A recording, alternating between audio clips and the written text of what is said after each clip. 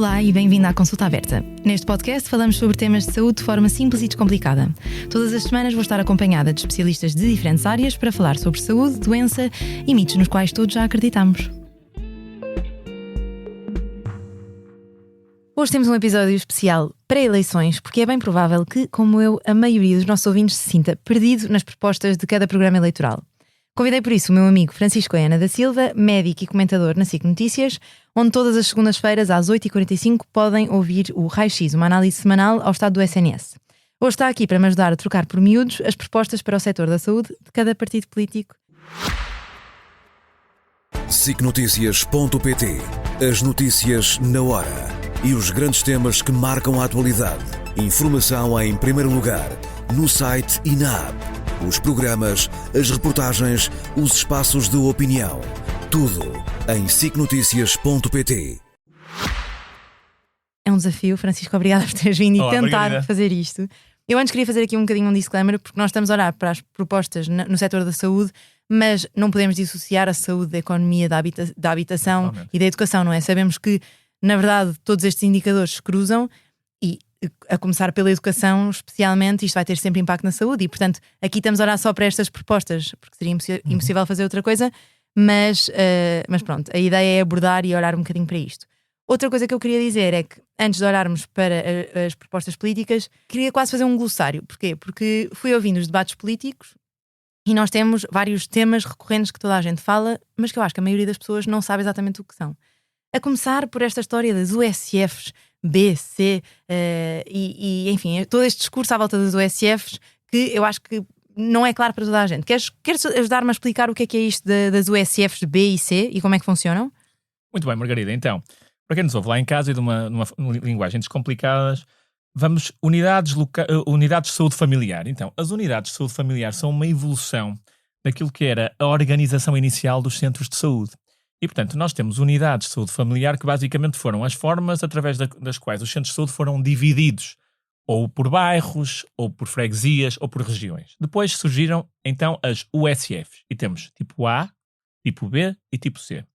Tipo A é o tipo menos complexo, menos diferenciado e com menos autonomia. Ou seja, no tipo A temos um grupo de profissionais, de médicos de medicina geral e familiar, enfermeiros, secretários clínicos, que são agrupados por uma entidade terceira, na altura seria a Administração Regional de Saúde, e, portanto, eram alocados àquela região para tratar aquele grupo de utentes. Qual é que era o nível de autonomia deles? Era pouco, porque recebiam sempre o mesmo salário, independentemente de terem uma produção maior, mais pequena, independentemente dos indicadores e dos resultados que conseguissem para a sua população. Ora, o que é que se percebeu algum tempo depois?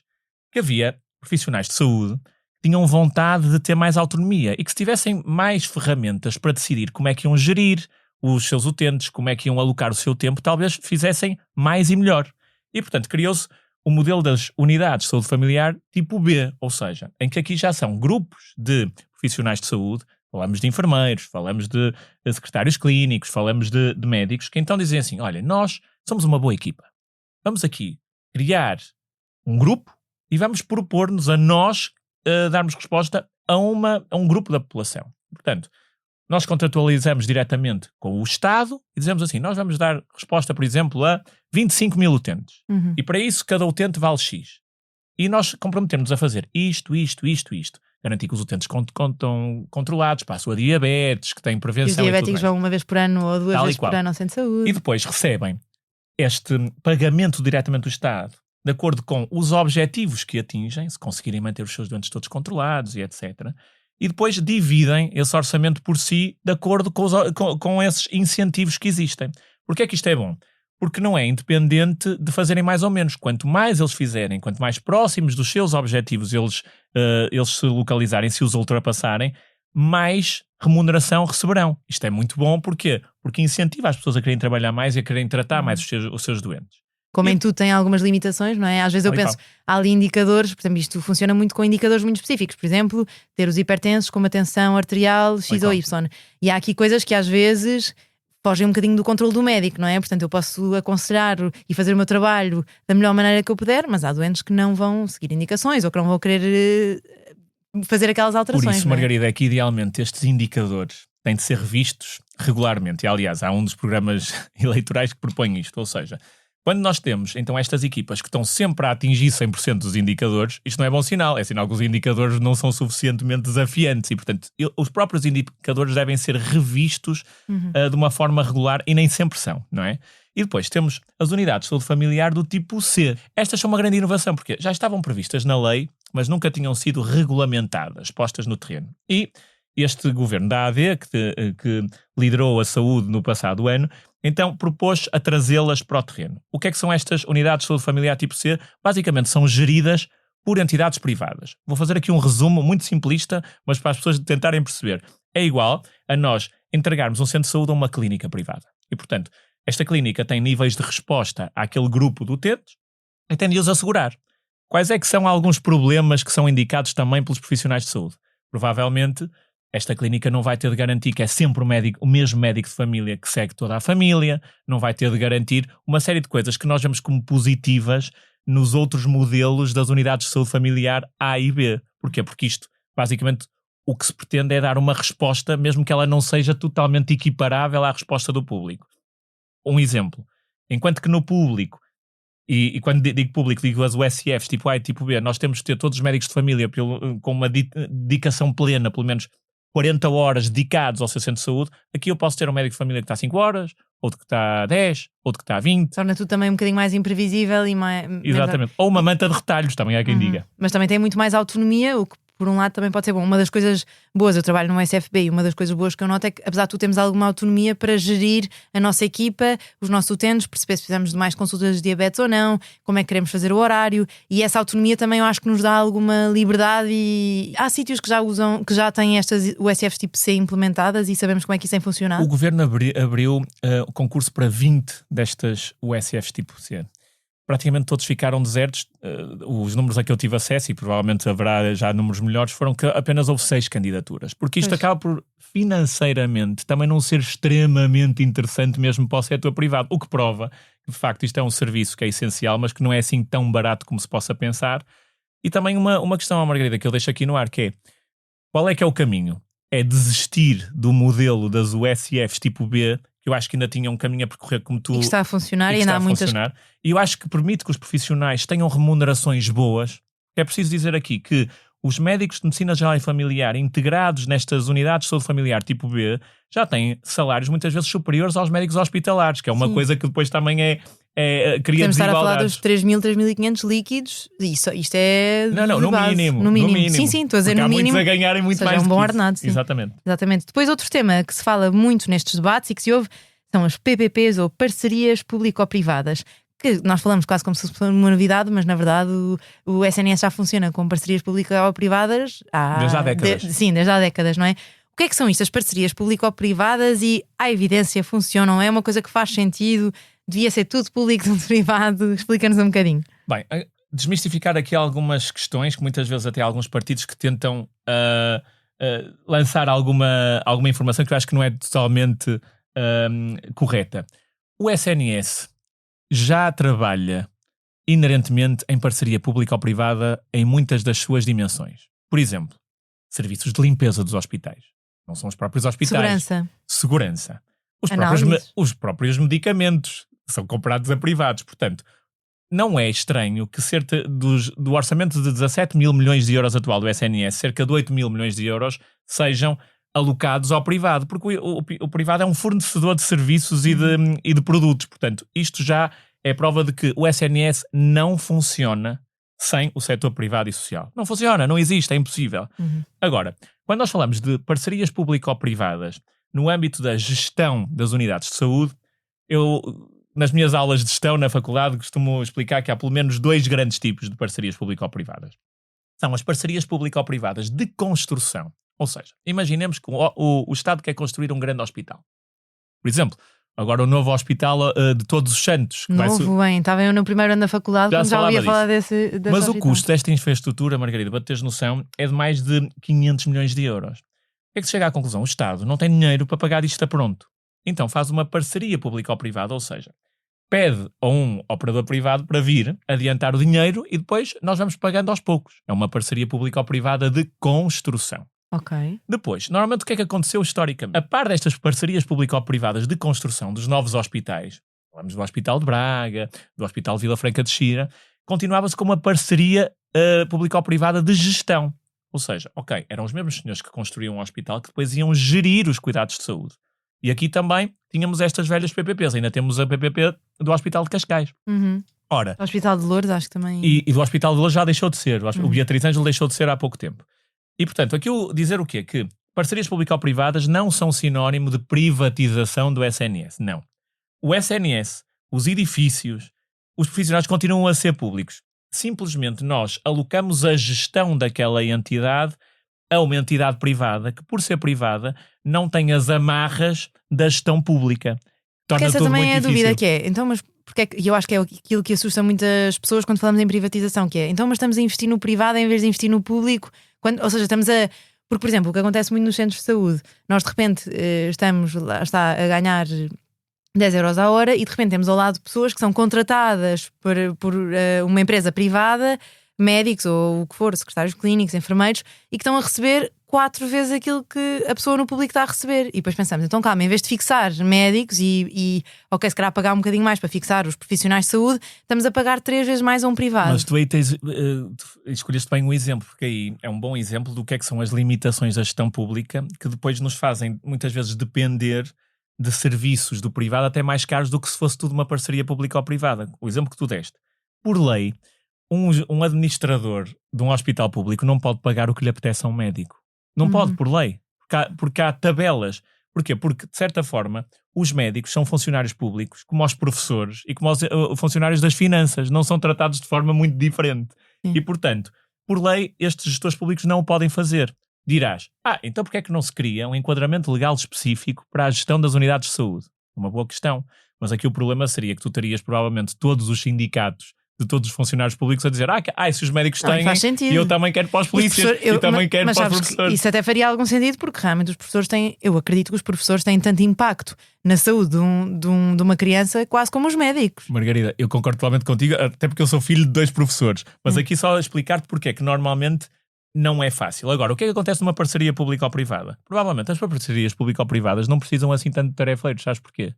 Porque elas conseguem dar bónus, incentivos, até pagar mais pelas horas extra aos próprios funcionários da instituição para lá ficarem a trabalhar. Tem essa autonomia que no público não existe, não é? Pagar bónus. O público não pode pagar bónus de desempenho aos seus melhores funcionários, porque é proibido por lei. Como é que tu então vais incentivar? Podes usar o modelo das USFs tipo B, mas lá está.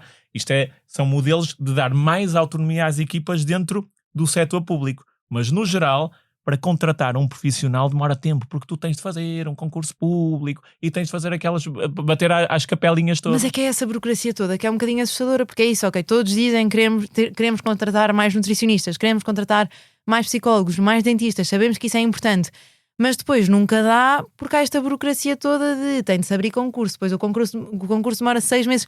Eu desde que acabei a especialidade até entrar na USF onde trabalho, tive 6 meses... Que é uma vergonha. Isso é uma vergonha. A fazer um trabalho de médica de família, mas a ser paga como interna. Quer dizer, isto é uma absurdo. vergonha. Dizem que precisam muito de médicos, mas depois demora 6 meses. Há 2 problemas aí. É o problema da burocracia e é o problema da atratividade. Porquê? Porque como nós continuamos a ver os profissionais de saúde e do SNS como quaisquer outros profissionais do setor público, gosto de comparar, sem ser pejorativo, com qualquer empregado das finanças ou funcionário das finanças, às vezes não é competitivo. Tu, por exemplo, estás a contratar médicos de família que têm um pagamento horário equiparável a um outro profissional qualquer com um baixíssimo nível de diferenciação. Não é interessante, então eles preferem não ficar sequer no SNS e ficar nos seus consultórios. Portanto, é de 2 lados. É não só a burocracia, mas a atratividade. Nas parcerias público-privadas, tu decides, pagas o que tu quiseres pagar. Porque és obrigado, porque tens um contrato com o Estado, te obriga a dizer assim, o senhor tem de prestar este nível de cuidados à sua população. Portanto, agora usa os instrumentos que quiser. E aí o privado pode pagar mais, menos, ajusta. Sim, isto faz sentido. Eu acho que o medo é isso. Eu, por exemplo, também penso na parte das cirurgias. Também há muita esta dúvida. Ok, estamos a pagar cheques, não é? Quando aumenta a lista de espera e a pessoa tem de esperar 3 meses, não é nada. Quando espera 1 ano por uma cirurgia. Então o Estado dá-lhes um chequezinho e podem ir a um hospital privado.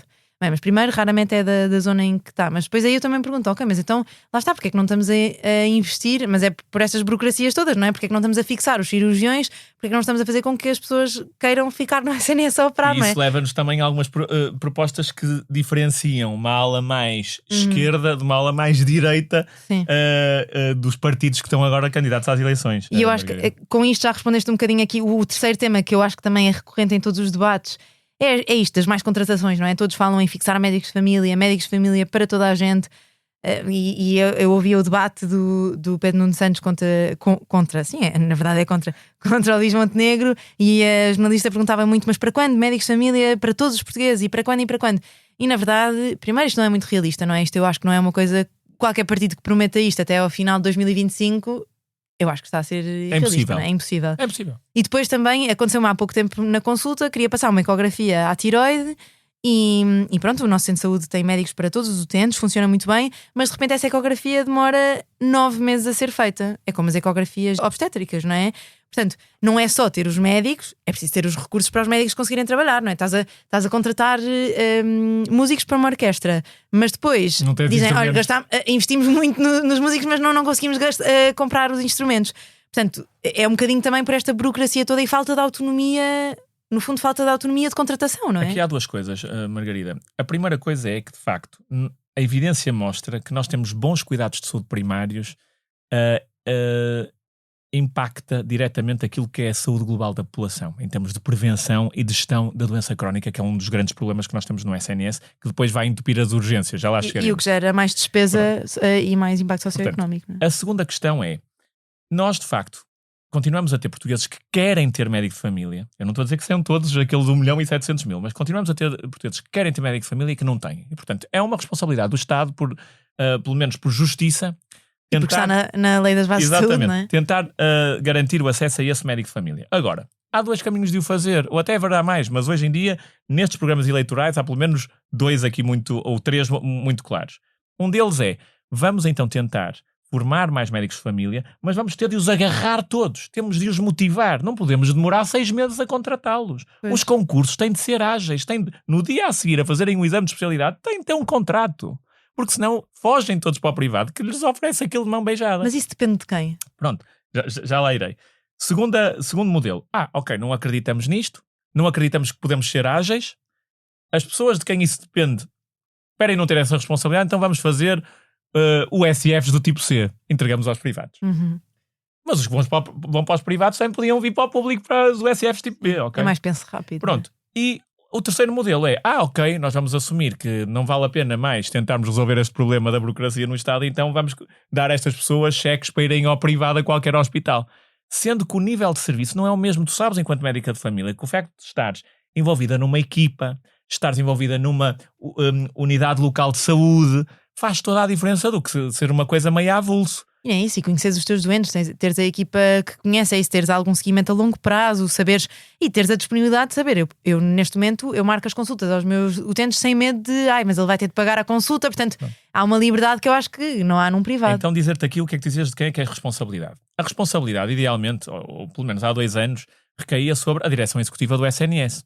Foi o ano em que isto foi mais ágil. Em 2023, o processo foi o mais ágil de todos os tempos, ou seja, fez de forma centralizada e o objetivo era que no dia a seguir, mal eram homologadas as notas do exame de especialidade destes jovens médicos, era-lhes feito um contrato. Porquê? Porque se conseguiu um despacho conjunto em que o Ministro das Finanças e o Ministro da Saúde diziam assim, nós autorizamos automaticamente as unidades locais de saúde a contratar estes médicos, a assinar o contrato, que é o que deve acontecer. Ora, em 2024 o que aconteceu foi que o novo governo quis rever isto tudo e autorizou e fez uma coisa que é, disse a cada unidade local de saúde, cada uma de vocês vai fazer o seu concurso, com o seu júri, com as suas regras. Ora, 39 unidades locais de saúde, milhares de médicos, centenas de concursos. Não correu bem. Não correu bem, atrasou meses, mais do que 6 meses em algumas situações, e claro que as pessoas fogem. E portanto eu continuo a achar, feitas as contas, se nós conseguirmos captar todos os jovens médicos de família que saem formados todos os anos a seguir ao exame da especialidade, nós por volta de 2026, 2027 conseguiríamos ter médico de família para todos os portugueses. Mas isso implica que nós estejamos obsessivamente que a nossa direção executiva esteja obsessivamente a trabalhar para que nenhum fuja e para que nenhum tenha motivo para dizer assim, olha, eu não estou para estar à espera desta burocracia, eu vou para o privado. Claro, faz sentido. Então vamos lá olhar para o que promete cada programa eleitoral. Dividimos isto aqui em 5 temas e vamos começar pelo que eu acho mais importante, que é a prevenção, e que fica a falhar em alguns programas, eu acho, não é? A prevenção é de facto assim o pilar, e eu acho que aqui os cuidados de saúde primários são essenciais, mas sabes que eu ainda acho que há algum estigma, e eu acho que esta cultura também contribui muito para que não seja tão abordado nos programas eleitorais, porque fala-se muito sobre os médicos de família, mas eu todos os dias tenho alguém que não sabe o que é um médico de família, nem sabe que o médico de família tem formação em ginecologia, em saúde mental, em pediatria. Pronto, e eu até acredito que no Ministério das Finanças a maior parte das pessoas não vá ao médico de família e não saiba o que é que um médico de família faz, e isto seja um problema, porque eu acho que qualquer pessoa que trabalha na área percebe a importância, e não é só de médico de família, é de uma equipa de saúde familiar. Portanto, é isso, de um enfermeiro, de termos assistentes sociais, nutricionistas, profissionais do exercício, etc.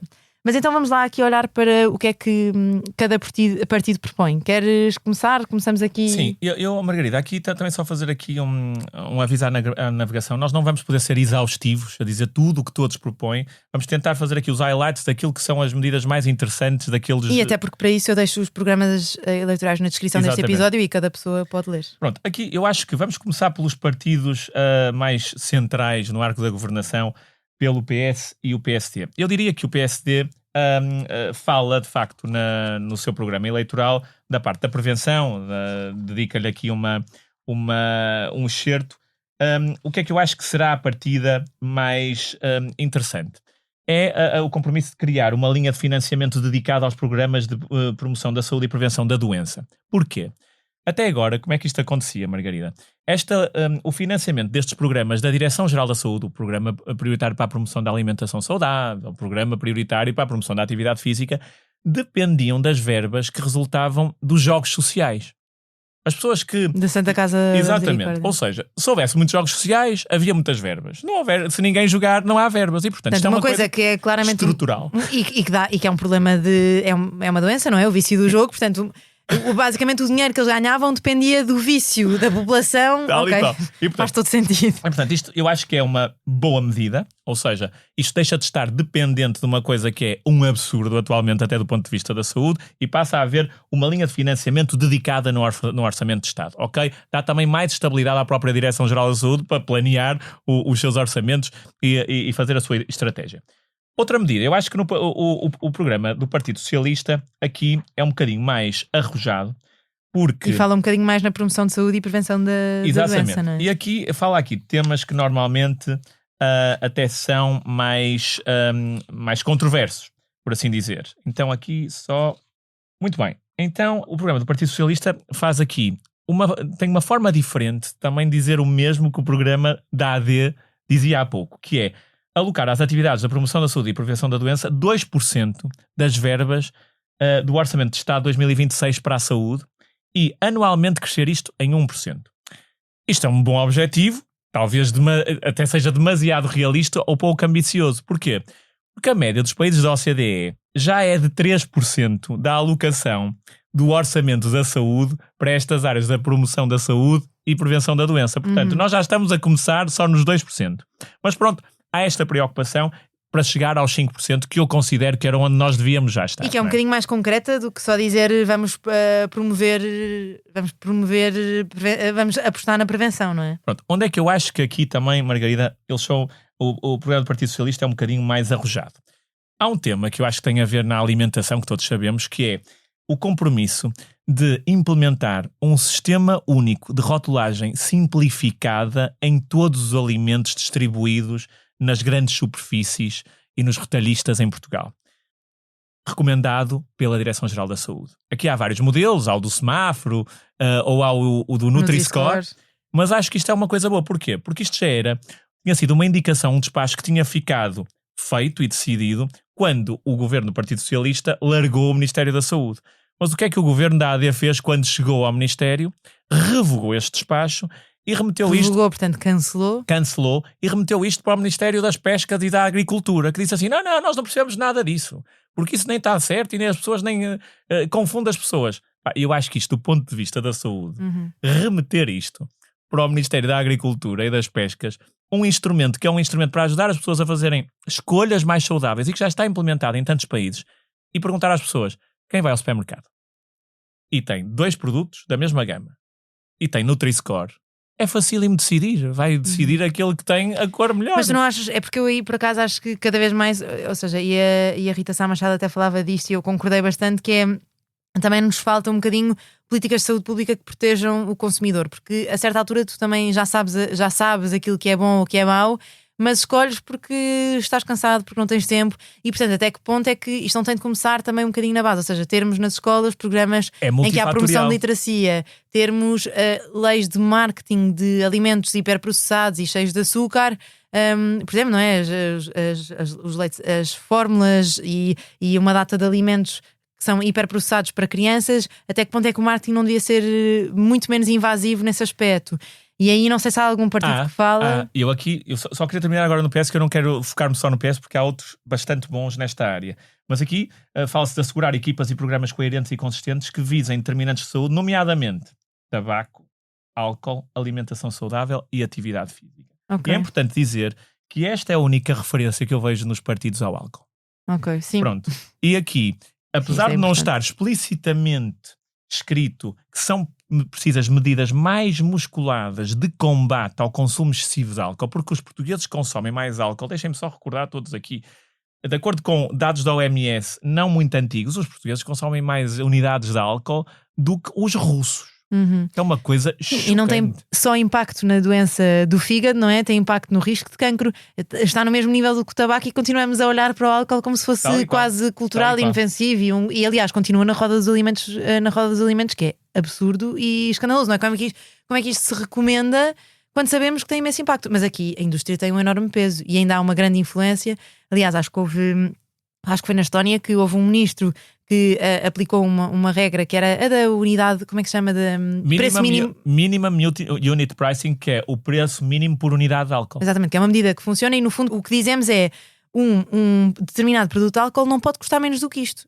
Do que X. Nós neste momento temos litrosas que são quase mais baratas do que água. Sim, ou do que água, do que um quilo de fruta, não é? E portanto, essa medida sabemos que tem impacto, sabemos que tem evidência, mas não acontece. E pronto, e na Estónia acho que houve um ministro que conseguiu implementar isso e foi completamente. Bem, teve uma campanha de ódio contra ele por causa disto. E eu acho que a indústria ainda tem aqui muito impacto Margarida, eu conhecendo aqui os putativos ministros, os dois, da Aliança Democrática e do Partido Socialista, porque conheço os dois, já trabalhei com eles dois. O Sr. Fernando Araújo foi, e é o candidato a ministro pelo Partido Socialista, implementou a taxação dos refrigerantes, a sugar tax, implementou uma série de medidas mais arrojadas neste âmbito. E que têm evidência e que funcionam, não é? E pelo que sei, porque eu na altura até trabalhava com ele no gabinete quando ele era secretário de Estado do ministro Adalberto Campos Fernandes, estariam na calha medidas para o álcool, porque são inadiáveis, ok? Já este último governo, o que é que ouvimos? Quando se falou do álcool, foi para ouvir o Ministro da Agricultura, exatamente, neste último ano, foi para ouvir o Ministro da Agricultura, que eu até senti vergonha alheia, confesso, a dizer que o consumo de álcool até podia ser muito benéfico, porque segundo ele, que deve ser uma evidência científica que ele lá desenvolveu, não é certamente a mesma que eu conheço, havia regiões do país em que as pessoas viviam mais porque consumiam vinho verde tinto. Sim, é que eu nunca ouvi tal aberração do ponto de vista técnico e científico. Portanto, podemos já desmistificar e dizer que isso não foi baseado em evidência e até é perigoso mentira. Fazer afirmações dessas, não é? E portanto, se me perguntasses em quem é que eu acreditaria mais e apostaria mais nesta área das políticas mais musculadas, seria provavelmente então no Partido Socialista. Agora, coisas muito interessantes. Quem é que eu acho que aqui foi uma ótima surpresa?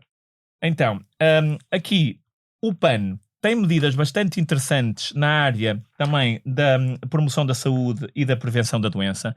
Fala aqui muito, também como falava o PS e também o PSD, da contratação de nutricionistas para os cuidados de saúde primários, para os centros de saúde, de psicólogos. Mas aqui, quem foi outstanding, eu tenho de dizer, foi o LIVRE. Eu acho que o LIVRE tem aqui uma série de medidas muito detalhadas. Fala até na contratação de profissionais de exercício físico, não é? Tem aqui uma coisa, Margarida, que eu acho que é ouro sobre azul. Eu tenho de dizer, ok, tem medidas na área da saúde mental, da prevenção da doença Medidas mental. concretas. Medidas concretas. Mas fala aqui de uma coisa na promoção da atividade física que eu não posso deixar de sublinhar, porque isto acontecerá no SNS dos meus sonhos e do futuro, que é criar mecanismos de comparticipação para a prática da atividade física. Ou seja, a atividade física começar a ser vista e equiparada a qualquer outro medicamento e o próprio Estado comparticipar aulas de personal training, aulas de cycling, como falávamos, porque podem ser tão ou mais eficazes e efetivas do que medicamentos. É que já há evidência que o comprova. Eu acho que é preciso ter a coragem de não esperar resultados para amanhã, porque lá está, como o exercício físico, como qualquer outra terapêutica, demora algum tempo, e isto é uma coisa também cultural, não é? Que se tem de incutir, tem de se fazer com que as pessoas percebam que o exercício físico é capaz de reduzir a tensão arterial da mesma forma que um antihipertensor é, não é? E nós gastamos muito dinheiro com antihipertensor e não investimos no exercício físico da mesma forma. Isto é assustador, portanto sim, nisso o livro está de parabéns. Outra proposta do livro é aumentar a dedução em sede de IRS dos gastos com prática de atividade física, incluir a aquisição de equipamento relacionado com a atividade física em casa.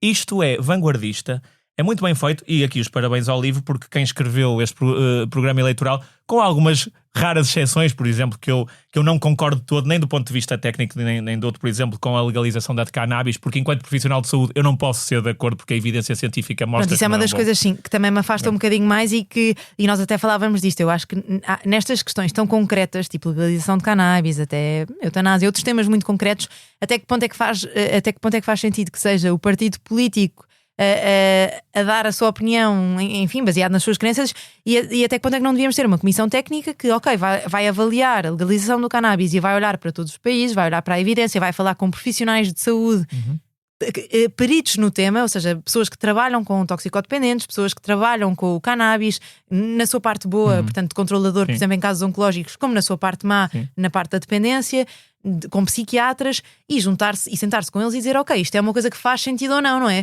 Porque ser um político a decidir se vamos legalizar o cannabis quando não trabalha com consumidores de cannabis, não é psiquiatra, não tem informação na área, não sabe como é que está o nível de dependência, isto para mim é uma loucura.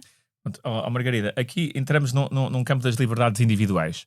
Aqui o que eu acho é que qualquer partido que proponha isto deverá ter em consideração e deverá ser muito transparente quando levar isto à Assembleia da República, a chamar esses profissionais para serem ouvidos, mas a ouvi-los mesmo, não é só chamá-los para cumprir o requisito, e a quantificar quais é que são os impactos destas medidas a jusante no SNS, em termos de aumento da prevalência de doença psiquiátrica, episódios inaugurais de esquizofrenia, que não se fala, e portanto também está descrito isto, mas isto lá está, estamos a falar de liberdades individuais, só espero que acredito que numa boa Assembleia da República, qualquer lei e medida destas tem de primeiro passar por uma auscultação muito detalhada e alargada, nomeadamente dos profissionais de saúde da área. E em relação à iniciativa liberal, também está nisto da legalização do cannabis, não é? Também é uma das propostas. Também é muito mais liberais. Sim, liberais e muito mais pró-privatização, não é? Alguma coisa que tenhas a dizer aqui sobre... O Chega eu acho que não se foca muito na prevenção no seu programa, pelo menos daquilo que eu li, não há assim um grande... Não, há na parte, se considerares a parte da saúde oral, mas eu acho que isso podemos enquadrar mais no acesso a cuidados de saúde, mas diria que os grandes, aqueles que saíram melhores partidos na área da prevenção foram estes. AD, PS, PAN e, para mim, o vencedor é sem dúvida o LIVRE. Ok. Agora passamos então à organização do sistema. Portanto, isto de modelos público-privados, PPPs, etc, etc. O que é que me tens a dizer e o que é que achaste relativamente a isto? Então, relativamente à organização, nós podemos aqui tocar em vários temas. O primeiro tema que eu gostava aqui de referir é um tema interessante, que é o tema da reforma do Serviço Nacional de Saúde. Então, para quem nos está a ouvir e não sabe do que é isto da reforma do Serviço Nacional de Saúde, certamente que terá ouvido falar que no início de 2024 nós tínhamos centros de saúde que funcionavam de uma forma independente dos hospitais. E foram agrupados nas unidades locais de saúde, ou seja, o mesmo Conselho de Administração vai gerir então os centros de saúde e os hospitais. Isto permitiu reduzir o número de administradores em largas dezenas, ou seja, reduziu-se o número de níveis de decisão. Além disto, o que é que se fez? Tentou-se imitar o modelo das empresas privadas e, portanto, decidiu-se que ia haver centralmente um CEO, ou seja, uma comissão executiva que ia supervisionar estas diferentes unidades locais de saúde. Por exemplo, em Lisboa Ocidental e Oeiras temos a ULS Lisboa Ocidental e Oeiras, que vai gerir tudo o que é o Hospital São Francisco Xavier, e os centros de saúde. Os centros de saúde daquela zona, e tem mais autonomia no sentido em que é tudo muito mais próximo, claro, também. Ou seja, uma coisa que tu sabias e que tu saberás muito melhor do que eu até, Margarida, que é uma barreira que havia quase em termos burocráticos, em termos de processos, que era dificuldade entre os médicos de família contactarem com os médicos do hospital ali ao lado, por onde referenciavam doentes. Agora, idealmente, isso tem de diminuir. Porquê? Porque tem o mesmo chefe. São colegas da mesma instituição e beneficiam todos do mesmo orçamento. Agora, face a isto, que foi a grande reforma, foi a criação então destas unidades locais de saúde debaixo de um CEO, que idealmente é uma figura técnica que não depende das vontades políticas, ou seja, como isto foi desenhado na altura, foi o CEO do SNS no meio a estes conselhos de administração, não por indicação política, não é para os boys do partido, é porque são tecnicamente bons. Ok, isso é importante. E, portanto, há várias perspectivas sobre esta reforma em curso. É uma reforma que está a acontecer ainda, está-se a consolidar. Sim, houve até quem pusesse muito em causa essas OLS. Na prática, eu vou-te ser honesta, eu que trabalho no SNS, eu na prática ainda não sinto imensa diferença, ou ainda não percebo bem como é que isto teve impacto na minha prática clínica diária. Porque implica implementação, ou seja, quando tens uma reforma, não é só desenhá-la, é implementá-la. Sim, mas nem para o bom nem para o mau. Ou seja, eu no meu dia-a-dia não sinto uma grande diferença. Mas pelo menos já não há as barreiras institucionais que tinhas até antes. Agora falta é concretizar. Agora, dizer-te aqui, curiosamente, são os partidos dos extremos que questionam esta reforma. Quer o Chega, quer o PCP. Lá está, os extremos tocam-se. O Chega propõe mais liberdade de escolha e mais parcerias público-privadas, não é? Não, o Chega quer extinguir e acabar com a direção executiva do Serviço Nacional de Saúde, com este CEO, ou seja, quer que estas unidades locais de saúde, seja cada um por si, são 39. Tudo clínicas privadas, no fundo. Pronto. E, portanto, quer acabar com o CEO do SNS, ou seja, cada um é por si, são 39 e quem manda neles deve ser o Ministro da Saúde.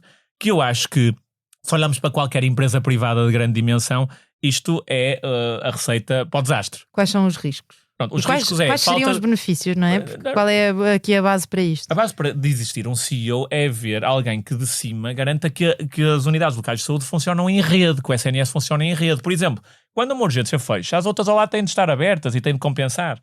Agora, acabar com esta entidade só porque sim, só porque se atira para o ar, que isto é gastar dinheiro, ainda por cima é mentira. Isto poupou muito dinheiro em termos de níveis hierárquicos da administração. No fundo tens uma equipa a funcionar, não é? Pronto. E depois, curiosamente, também se toca com a proposta do PCP, do Partido Comunista Português, que também diz que queremos desfazer as unidades locais de saúde todas e voltar a ter os agrupamentos de centros de saúde separados dos hospitais com as administrações regionais de saúde, que era assim umas entidades que estavam no meio que ninguém sabia bem o que é que elas faziam. Ou seja, isto é andar para trás. E, portanto, também não faz qualquer tipo de sentido. Nós nunca, em fase nenhuma, historicamente, nós nunca tivemos um SNS 100% público, não é? Isto nunca aconteceu. Ou seja, nós dependemos sempre, lá está, quer seja nos laboratórios que colhem as análises das pessoas que vão ao centro de saúde, tudo isto, nós sempre dependemos um bocadinho do privado, não foi?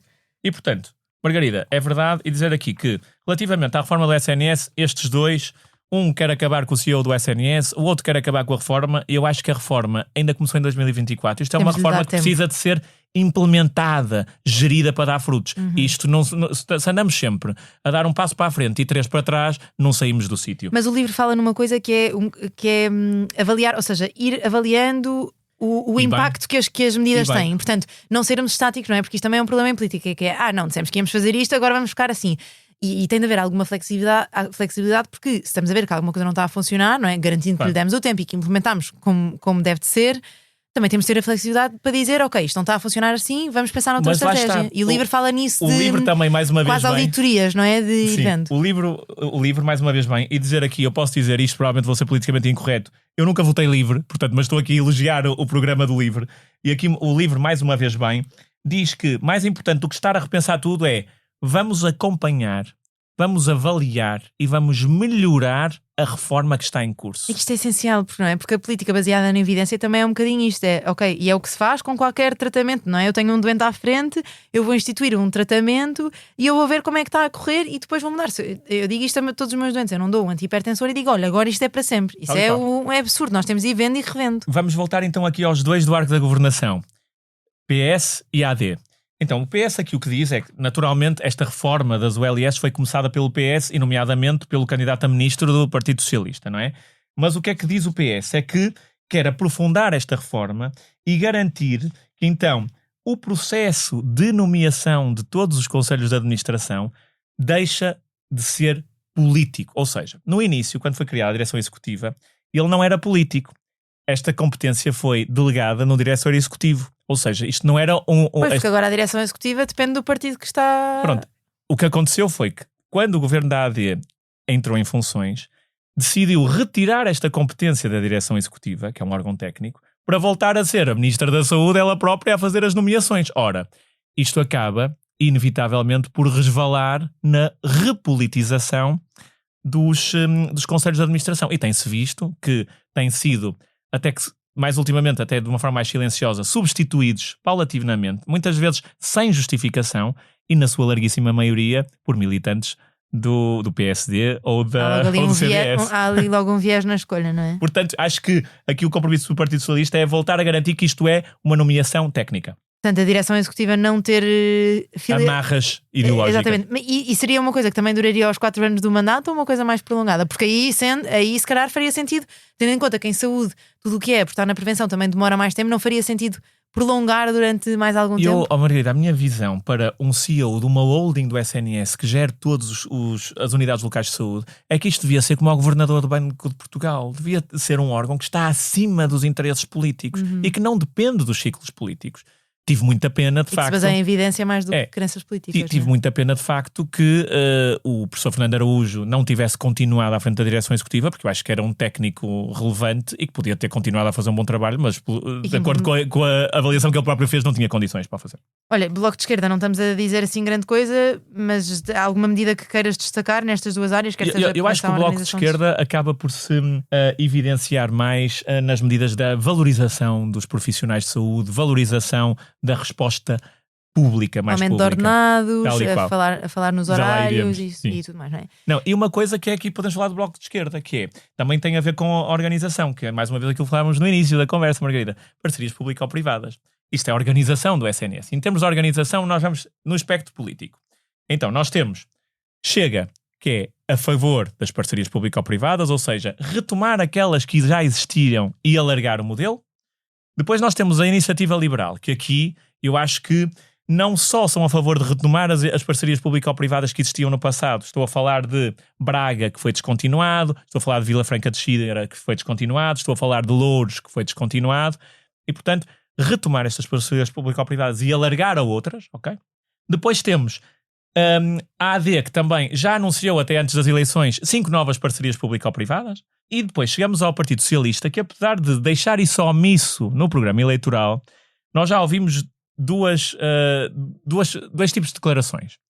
Do seu candidato a primeiro-ministro, Pedro Nuno Santos, que tenta dizer que a sua prioridade será sempre reforçar o público. Mas admite complementaridade do setor privado, não é? E o próprio candidato a ministro da Saúde, professor Fernando Araújo, já disse que não é ideologicamente contra as parcerias público-privadas e que até há situações em que podem fazer muito sentido. Até já deu o exemplo, em entrevistas que tem dado, na área do Algarve e na área do Oeste. Porquê?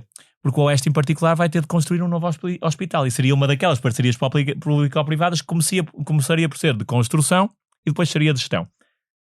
Andamos mais para a esquerda e aqui começa a alergia ao privado. Sim, ou mesmo seja, o LIVRE, pronto, que é... O LIVRE defende muito uma mais transparência entre os operadores públicos e privados, mas lá está uma tendência na aposta no setor público e depois chegamos ao Bloco e ao Partido Comunista e aí é mesmo descontinuar as parcerias público-privadas, anular a regulamentação das USFs tipo C e investir tudo no público. Ok. Passamos então agora ao acesso, isto das consultas, listas de esperas, equidade. O que é que achas aqui que é mais divergente? Ou aliás, também, se calhar também é bom olharmos para aquilo que temos agora, não é? Há muita gente que diz que nunca tivemos um SNS tão mal, em termos de acesso e de resposta e listas de espera. O que é que se destacou assim nos vários programas eleitorais que leste? Pronto, só pegar na tua declaração.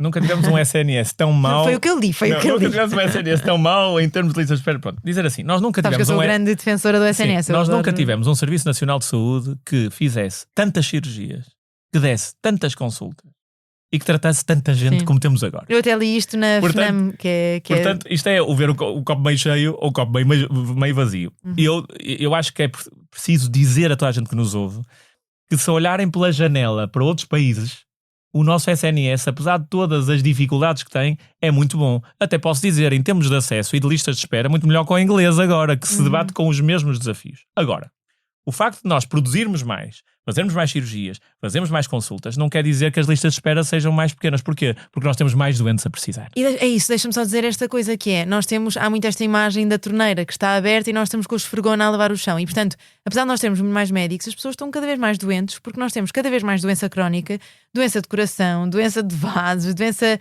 temos cada vez mais doenças preveníveis e doenças evitáveis. Porque é isso, porque se calhar não estamos a trabalhar nisto que é a prevenção e por isso é que me admira tanto que isto não seja o mais importante e o mais elaborado em cada partido, não é? Que é, ok, como é que nós vamos garantir que não precisamos cada vez de mais médicos? Porque senão estamos mais esfregonas a limpar mais água, mas quer dizer, a torneira continua a correr, meus amigos, podemos contratar muito mais médicos, mas daqui a 10 anos vamos ter ainda mais doentes e ainda mais tem peso. De se resolver a montante, não é? Exatamente, vamos ter cada vez mais absentismo laboral, vamos ter cada vez pessoas doentes que depois também não sabem cuidar dos seus filhos, não sabem. Ou seja, isto é um ciclo vicioso e, portanto, nós temos de parar um bocadinho e pensar, ok, como é que nós vamos resolver primeiro este problema que é. Temos uma população cada vez mais doente e dependente, não é? Então aqui, de saúde. Falando de acesso, Margarida, vamos começar da direita para a esquerda, ou da extrema direita para a extrema esquerda. Então, aqui nós temos o Chega, que fala de acesso, certamente, e que defende um modelo que é uma evolução do Serviço Nacional de Saúde para o Sistema Nacional de Saúde. E qual é que é a diferença? Isto é uma coisa que eu costumo explicar nas minhas aulas, primeiras aulas de gestão de saúde, nos alunos na faculdade, que é, então, o Serviço Nacional de Saúde diz respeito a todos os cuidados que são financiados ou que dizem respeito ao setor público, gestão pública. O Sistema Nacional de Saúde, então, inclui privado, social e público. E porquê que o Chega... Para mim é só mais uma forma de nos confundir. Pronto, e porquê que o Chega defende isto? Porque o Chega defende que toda a gente deverá ter acesso, mediante a sua liberdade de escolha, ao sistema privado, ao sistema público ou aos hospitais do SNS. É à vontade do freguês. E aí aproxima-se até da iniciativa liberal, que também defende isso. Isto, na teoria, parece fantástico. Só que o problema é que o nosso Serviço Nacional de Saúde e o nosso sistema de saúde não foi construído assim. E, obviamente, Margarida, se nós dessemos às pessoas a escolher aqui em Lisboa, olha, o senhor quer ir ali a um hospital fantástico que há ali na Avenida Lusíada, que até tem escadas rolantes e é tudo limpo e bonito. Ou quer ir lá ao hospital, que é um mastodonte, mas que fica com os carros... Olha, digo já que eu escolhi o SNS. Pode ser polémico, mas eu escolhi o SNS. Mas o que poderia acontecer é que tu estavas a concorrer diretamente os gestores que têm aqueles instrumentos todos de gestão para pagarem o que quiserem e para serem muito mais rápidos a contratar. Com pessoas que estão constantemente a ser bloqueadas nos seus... Mas que são essas pessoas que dão a resposta às situações mais graves. Sim. E, portanto, isto seria, assim, de uma forma, se fosse de uma forma demasiado brusca, isto se impactaria muito negativamente e de uma forma muito injusta o setor público. E até porque, apesar de tudo, o privado acaba por ser um bocadinho mais seletivo, não é? Se tu tens aqueles casos sociais, tens mais AVCs, tens mais doença grave no público, é normal que a despesa seja maior e que por isso o lucro seja muito... aliás, em saúde e, haver lucro é uma dificuldade. O que é que a Iniciativa Liberal propõe aqui no seu programa e que também se aproxima aqui da AD? Então, meios termos que conduzem a este ideal. Quais é que são estes meios termos? Por exemplo, a todos os doentes que tenham necessidade de uma consulta de especialidade, ok? E que ultrapassam o seu tempo máximo de resposta garantido, aceitável, ser-lhes dado um voucher para irem ao setor privado. Isto soa muito bem, não é, Margarida? Só que isto já acontece para as cirurgias. E as pessoas depois... Mas não resulta bem. Mas, lá está. Porque, sabes porquê? E eu falo da minha experiência prática. Porquê? Porque mandam sempre para um hospital a 700 km de casa e depois a pessoa diz, mas eu não consigo ir para o norte ser operado quando tenho aqui. Depois, para a recuperação, para tudo, eu preciso estar aqui. E depois, muitas vezes também, no setor privado, às vezes não só quer ficar com determinado tipo de coisas. Não é com tudo. Não dá jeito a que eles... É isso. Olhar para a saúde como lucro. A única coisa que pode dar lucro em saúde é o investimento na prevenção. Porque vamos ter pessoas mais capazes de trabalhar, mais capazes de produzir, mais felizes, consomem mais, viajam mais. Portanto, a única forma de dar lucro eu acho que é mesmo apostar na prevenção. E só aqui que há uma coisa que o governo da AD, o que agora vai novamente a eleições, provou sem querer. É uma coisa interessante. Quando lançaram e quando criaram a expectativa nos portugueses de que iam lançar um programa de emergência e transformação do SNS em 60 dias, que ia resolver praticamente todos os problemas do SNS num ano, eles disseram que iam resolver o problema das listas de espera. nomeadamente dos doentes oncológicos. E curiosamente, reduziram, e aí é verdade, alegam que reduziram as listas de espera dos doentes oncológicos, também depois é alvo de debate entre o PS e a AD, mas há uma coisa muito interessante. Depois vêm dizer que reduziram e praticamente não tiveram de recorrer ao setor privado, como andavam a dizer que iam fazer convenções. Ou seja, afinal, com os incentivos certos, dentro do público, o público pode funcionar bem. Portanto, mas as USFB são um ótimo exemplo disso, não é? Eu trabalho no centro de saúde em que eu acho que portanto, nenhum doente se queixa daquele de e nisso a AD tem em comum com o programa do PS uma coisa, que é, qual é que é, por assim dizer, o irmão das USFs tipo B, mas no contexto hospitalar. São então os Centros de Responsabilidade Integrados. Os CRIs, que também toda a gente fala, que então, também são uma incógnita. Agora vou explicar o que é que são os CRIs. Então, mais um vocabulário para afastar as pessoas da política. Não, atualmente a Margarida dizia, explicamos aqui que as USFs tipo B dão mais autonomia, e, portanto há grupos de médicos, de medicina geral e familiar, de enfermeiros, de secretários clínicos que se juntam e dizem assim: nós queremos criar uma USF tipo B e nós vamos contratualizar e nós é que vamos gerir os nossos horários. Mas isto era super injusto para os colegas e os clínicos hospitalares. Porquê? Porque não tinham estes instrumentos e só podiam ser tratados como eram tratados os das USFs tipo A, que era independentemente, trabalharam muito, pouco, bem ou mal, recebiam sempre o mesmo. Isto não privilegiava o mérito, ok, a produção. Ou seja, então criou-se o mesmo modelo. Olha, então para determinado tipo de patologias, para as quais há mais listas de espera, para as quais há mais dificuldades no acesso, vamos criar então centros de responsabilidade integrados. Ou seja, há profissionais, por exemplo, na área do cancro da próstata. Vamos criar então um centro de responsabilidade integrada em que eu tenho 2 cirurgiões ótimos, que são os melhores a operar cancro da próstata. Os seus enfermeiros e o resto da equipa, que então vão contratualizar com aquele hospital e com o Estado, que é assim, não precisam de mandar para o privado. Eu resolvo todos estes problemas de lista de espera. Okay. E depois dividem eles próprios. E têm autonomia para gerir a sua equipa e para contratar gente fora, e não têm de ser todos a 40 horas. E vão fazer de certeza com muito mais, ou seja, são muito mais experientes nessa área e sabem exatamente o que é preciso e que recursos é que são necessários. Isto aplica-se, por exemplo, na área cirúrgica, e o histórico era ser mais na área cirúrgica, por exemplo, cirurgia da obesidade. Há um centro de responsabilidade integrado, que foi dos primeiros, no Hospital de São João, para a área da obesidade. Referência. O objetivo aqui, que também aproxima o programa da Aliança Democrática e do PS, é alargar estes centros de responsabilidade integrados a mais áreas. Portanto, isso é comum nos dois, não é? Exatamente. E já agora também por causa disto acesso, e relativamente às urgências fechadas e isto tudo, há algum partido que te pareça mais interessante para resolver este problema? É interessante aqui que é, todos eles tocam. Ok, há aqueles que são mais contemplativos. Sim, normalmente temos de resolver, está bem. Isso aí toda a gente sabe. São mais contemplativos, que eu diria que são os mais dos extremos esquerdos e dos extremos direitos, que dizem assim: resolver o problema da falta de acesso aos serviços de urgência. Resolver, mas não dizem como. E depois, há alguns que tocam no tema, que é mais de uma vez o PS e a AD, que dizem rever a rede de referenciação dos serviços, a rede hospitalar dos serviços, mas não dizem aquilo que é preciso dizer.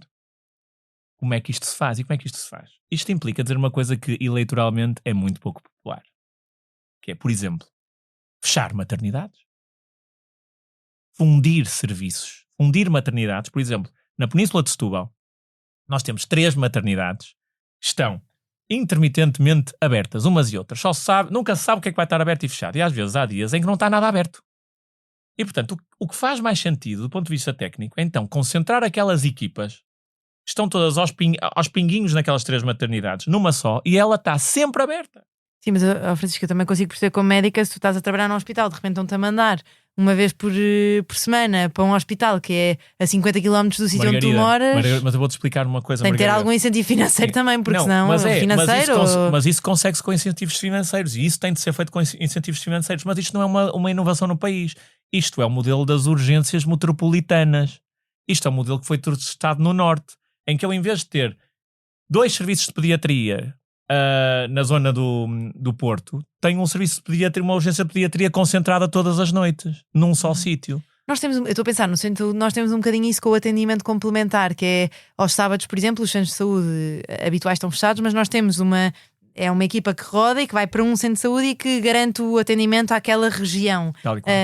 E realmente, sim, até funciona. Portanto, porque, Margarida, basicamente nós não podemos ter tudo em todo lado, de todas as formas. Nós temos uma grave crise de recursos humanos que nenhum governo que chegue vai conseguir resolver de um dia para o outro. Portanto, é preferível nós garantirmos às pessoas com 100% de certeza que aquele sítio vai estar sempre aberto e de portas abertas, do que ter esta coisa que abre agora, fecha acolá e depois não tem, e afinal na Páscoa só estão 5. Isto cria uma ansiedade nas pessoas e nas Mas então grávidas. aqui há algum partido que tu achas que se destaca?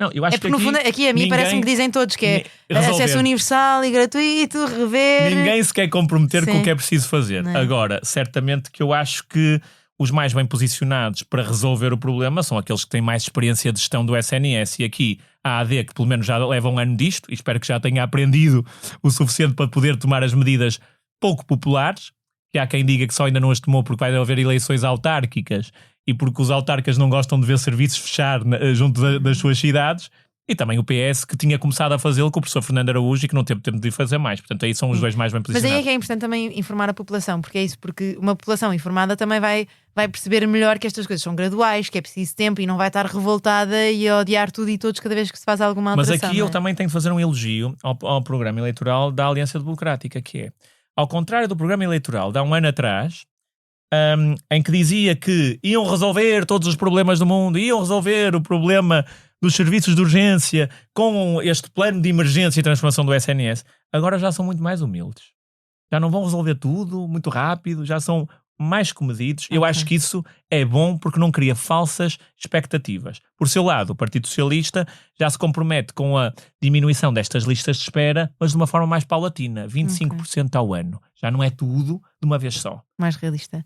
E agora um tema muito importante que é a desburocratização e transformação digital. O que é que queres assim apontar rapidamente sobre cada partido? Eu diria que o partido aqui que se evidencia por uma tónica muito grande na desburocratização é o Partido Socialista, porque tem aqui uma secção só dedicada à desburocratização. E porque é que isto é importante, Margarida? É importante para os profissionais de saúde, porque é isto que afasta muitos profissionais de saúde do SNS, porque passam grande parte do seu tempo. O tempo que eu perco no computador é frustrante. Há coisas que têm de ser simples. Há questões e há papéis e papelinhos e papeletes que não têm de ser assegurados pelos médicos. Sim, isso das baixas automáticas, por exemplo, isso houve muita coisa que foi feita. Mas análise e a transcrição de exames. E portanto tem de haver um foco, uma prioridade à desburocratização. E depois, na área da transformação digital, eu aqui também vê-se aqui em vários partidos, começar aqui pelo PS, que se vê além da transformação digital um foco muito grande na utilização da inteligência artificial, porque temos de olhar para o futuro. E portanto eu acho que aqui é muito importante, mas também vemos isso na AD, tem aqui várias medidas.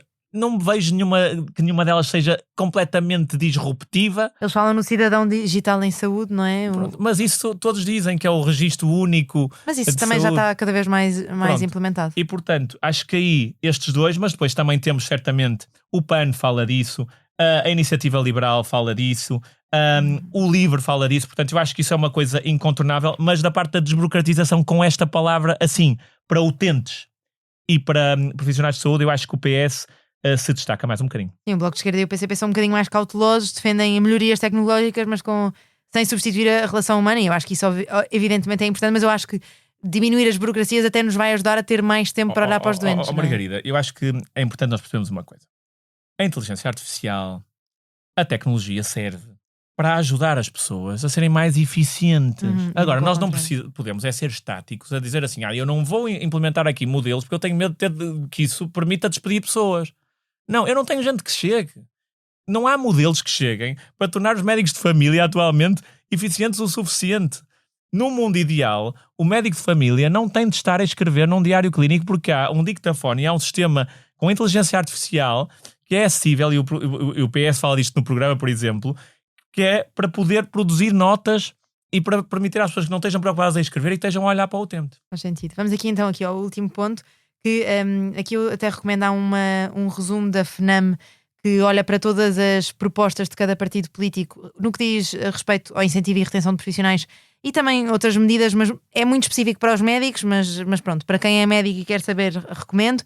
Mas então vamos aqui olhar para este aspecto, o incentivo e retenção de profissionais. O que é que te pareceu mais importante e que interessa destacar? Eu acho que os mais arrojados aqui são certamente os partidos mais de esquerda, que propõem então aqui um grande... Este comentário vai... Ou seja, eles vão achar que este podcast é enviesado, mas eu digo já que eu nem sei bem quem é que vou votar ainda. Portanto, e aqui nenhum de nós tem uma filiação política, portanto isto é mesmo um comentário com base naquilo que lemos. E com base nisto, eu acho que os partidos de esquerda chegam-se muito mais à frente. Eu não sei se é orçamentalmente responsável, ok? Mas com aumentos... Ou seja, isso é um bocadinho utópico. Pronto. Com aumentos salariais para profissionais de saúde, por exemplo, PCP de 50% para os médicos que estejam disponíveis a trabalhar em exclusividade, ou então alocar um aumento de, também ouvimos isto, eu creio que é o PAN a dizer, um aumento também de 40% como apoio para a relocação de profissionais para zonas mais carenciadas como forma de apoio à habitação. E portanto, eu acho que atirar dinheiro para os problemas já percebemos no SNS que não serve só. Mas aqui, certamente que, no ponto de vista da defesa dos interesses salariais, remuneratórios e de benefícios para os profissionais, a esquerda aqui é mais arrojada para todos. Quando vamos mais para a direita, por exemplo, a Iniciativa Liberal fala muito dos incentivos. Os incentivos à produção. Os incentivos ao mérito. Mas sabes que eu li o programa e isso a mim faz-me confusão só porque é isso, porque quer dizer, a saúde é uma coisa, primeiro é um trabalho de equipa, ou seja, eu não consigo obrigar um doente a ter uma atenção controlada se ele não quiser, ou eu não consigo controlar o peso do doente se depois o ambiente não permitir isso, que ele tenha acesso a um profissional do exercício, a nutrição, a psicólogo. Portanto, eu só por mim, como médica, não consigo dizer, olha, agora vai fazer isto e vamos tratar a sua obesidade ou a sua hipertensão. E, portanto, eu preciso de um sistema que funcione. E esta coisa de, é isso, agora somos todos robôs e trabalha X e faz X e recebe Y, também me faz um bocado de confusão. Margarida, agora vou fazer aqui um bocadinho de advogado da Iniciativa Liberal, que não sou, mas também tentar dar os dois lados. Um dos argumentos que também é usado nesta discussão é que, a prova disso, é que o modelo das unidades de saúde familiar tipo B, apesar de todas essas limitações, resulta. Porque se atingem mais resultados. Portanto, há muitas limitações, mas alguma coisa funciona. Sim, mas há indicadores absurdos, é isso. Há rastreios que não fazem sentido, ou há indicadores que são ali e que às vezes eu acho que também pode levar as pessoas a quererem contornar e serem menos transparentes porque pensam, eu só quero é cumprir este indicador para receber mais dinheiro. Não é? E portanto, eu acho que os indicadores funcionam, mas também é isso, é preciso garantir que os atualizamos e que há aqui uma avaliação crítica de cada indicador. Mas temos estas duas perspectivas, Margarida, que é uns que é mais para todos, outros que é mais para aqueles que são melhores e que produzem mais. São duas visões distintas, não vou pronunciar-me sobre nenhuma delas. Sim, eu acho que aqui a retirar também isto é preciso, é isto que eu acho que nós fomos dizendo ao longo do tempo, não é só contratar mais, é também reduzir a incidência de doença, não é? Portanto, nós não podemos só estar a tirar, a contratar mais pessoas, depois temos uma população cada vez mais doente e cada vez mais necessidades. E não é? aí dizer aqui uma coisa muito interessante que nós não falamos aqui, que é falar, por exemplo, do acesso a determinado tipo de serviços que não estão contemplados hoje em dia. Por exemplo, falarmos do acesso a cuidados de saúde dentária, em que aqui temos a AD e o Partido Socialista e praticamente todos eles em que falam de necessidade de acesso a cuidados de saúde dentária.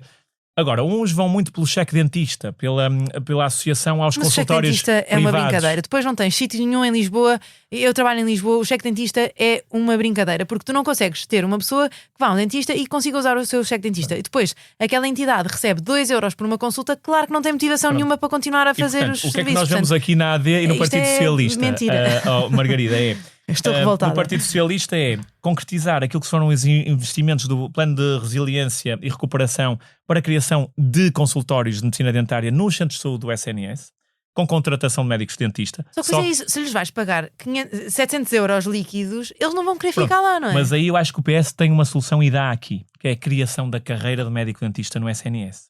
Porque isso permite, de facto, pagar às pessoas de uma forma digna e fixar médicos dentistas. Caso contrário, andamos aos cheques de dentista e aos recibos verdes para termos lá os médicos de dentista quaisquer a ocupar os profissionais. Ou seja, não é só dizer vamos contratar 700 nutricionistas, mas se nenhum quiser ser contratado porque lhe pagam mal e porque não tem aposta na investigação, na melhoria, na progressão de carreira, então está bem, então a abrir. Daí mas a importância da criação da carreira, e eu acho que aqui, do que me lembro, posso estar a cometer aqui uma gafe, mas o Partido Socialista é o único que se compromete com a criação da carreira de médico dentista no SNS. Francisco, estou a gostar muito, quero-te fazer uma última pergunta que é dos partidos sem assento parlamentar, porque infelizmente não conseguimos falar de todos. Quem sabe, se gostarem muito deste episódio, podem mandar muitas mensagens à SIC Notícias e aos Expresso e faremos um segundo episódio com os partidos que não têm assento parlamentar. Mas dos que lês, está assim alguma coisa que queiras destacar? Olha, Margarida, eu vou ser muito franco, direto e provavelmente politicamente incorreto, porque não estamos aqui, não somos políticos. Eu acho que o único, ou aquele do qual mais se aproveita, sem dúvida, é o Volt, que é um partido europeísta, mais jovem. Eu acho que tem 3 características que tem demonstrado ao longo destas últimas discussões, da campanha eleitoral e também dos debates. Quer se posicionar entre o PS e o PSD. Como é que se posiciona? Focando única e exclusivamente as suas políticas nos dados e na evidência. Não são contra as PPPs, mas também não acham que as PPPs vão resolver todos os problemas do mundo. Dizem que é preciso haver evidência para se saber se as PPPs são bem usadas e fazer bons contratos para que as PPPs não lesem o Estado.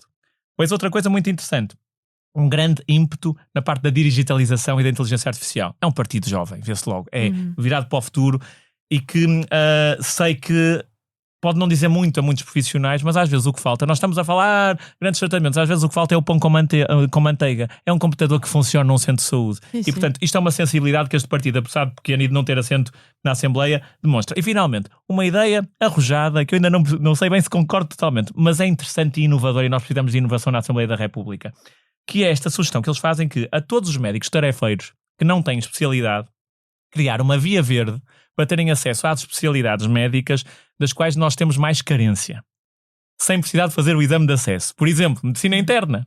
E, portanto, isto é uma medida arrojada, mas que mostra, assim, uma forma criativa. E por que não? Será que estes tarefeiros não gostariam de ter uma especialidade? Ver se isso já foi feito noutros países. Exatamente. E como é que resulta? Porque também percebo que seja frustrante para quem fez o exame e se calhar não conseguiu na altura acesso a especialidade. Mas medicina interna não é esse problema, porque ficam sempre vagas por preencher. Basicamente é poupar estas pessoas a fazer o exame e dar-lhes acesso a preencherem a formação nestas especialidades de que nós precisamos como de pão para a boca. Ideia criativa, gosto de gente criativa e talvez fizesse sentido dar uma oportunidade ao Volto para estar na Assembleia da República na próxima. Sim, eu acho que as pessoas também têm sempre este medo de, pelo menos é uma coisa que eu ouço muito, tu percebes melhor de política, saberás, mas mas não vou votar porque isso aí depois não faz diferença. E não, mas eu acho que cada voto faz diferença, não é? Seja num partido com assento parlamentar ou não, o importante é votar com consciência e nisso eu acho que ainda há um grande caminho a fazer. Porque os debates são imperceptíveis. A linguagem é chata, é desagradável. Bem, eu que não percebo nada de política, acho sempre uma chatice ver, não percebo metade do que as pessoas dizem. E isso é um enorme problema e eu acho que certamente também tem aqui uma... Eu estava a pensar nisto, não podes só dizer vamos implementar o IRS jovem, mas depois se os jovens nem souberam, nem percebem bem como é que podem pedir para ter acesso a esse IRS jovem, quer dizer, está bem, nós temos que ter mais jovens na Assembleia da República, Margarida. Sim, e há uma coisa aqui que os jovens não se interessam porque o discurso é chato. Pronto. Não tem... Enfim. E há uma coisa que estavas a dizer. Será que... Sim, eu acho que se conseguirmos motivar pessoas a ouvir este episódio de 1h10 até ao fim, fico muito contente. Quando dizemos o meu voto não conta, Margarida, a iniciativa liberal começou há uns anos atrás com um deputado. Olha, chega, não é? Mas dou um exemplo que eu gosto mais porque é menos extremista. E portanto, a iniciativa liberal começou com um deputado e quem votava na iniciativa liberal também achava vou votar nestes, mas o meu voto não conta. Agora é uma das forças mais relevantes na Assembleia da República. Portanto, sim, todos os votos contam. Em particular, todos os votos dos jovens contam. Muito obrigada, Francisco. Adorei este episódio. Eu vou deixar no link do episódio todos os programas eleitorais para poderem consultar. Eu vou deixar também algumas tabelas informativas. Ouçam os debates, informem-se, votem, por favor. É cada vez mais simples, tem muita informação sobre onde votar e é isto. Esperemos ter... Adivinhaste quem é que eu vou votar? É que eu não sei quem é que tu vais votar. Bem o teu trabalho. Não, eu fiz, mas eu estou... Mas por acaso também não sei se sei totalmente em quem é que vais votar. Ótimo, pronto. Esperamos que tenham gostado. Muito obrigada. Foi mais um episódio de Consulta Aberta. Já sabem onde é que nos podem ouvir. Plataformas habituais onde podem também deixar comentários e dúvidas. Obrigada e até à próxima Consulta Aberta.